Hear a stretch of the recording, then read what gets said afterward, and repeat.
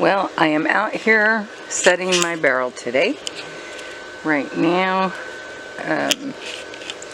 I dug it out enough to have it in place because I don't want it up against the skirting of the house. And I am working on the rocky dirt base that was in it, which I am putting back in there.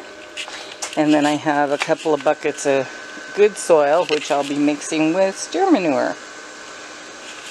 And hopefully it'll be pretty full.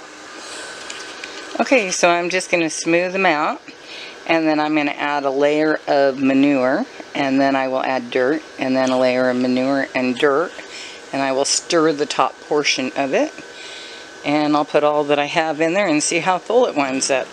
Okay, it's smoothed out. My steer manure is here. I don't think I can set it here, but I'm just going to use about half the bag in there and then half the bag on the top. Well, that's odoriferous. Okay, so I got half a bag there and half a bag left. This is screened and weed free, but whenever you use this, you have to watch out for whiteflies. And you don't want to use it on citrus trees, but nothing works better, except in the summertime, steer manure mulch works really good. So I've spread this out. I'm going to put the manure on it. I did not stir the manure into the bottom because I don't want the rocks in my vegetables so much.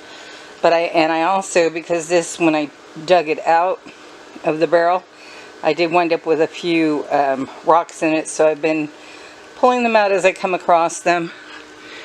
That's not one. Anyway, so now I'm going to add the rest of the steer manure, and this time I'm going to mix it in with this soil, and then I'll add the last of the soil.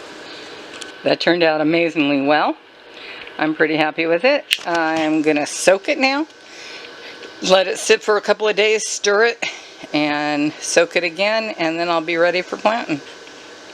Thank you so very much for being a part of Cindy's Artistic World today. Please give us a like, follow, or subscribe.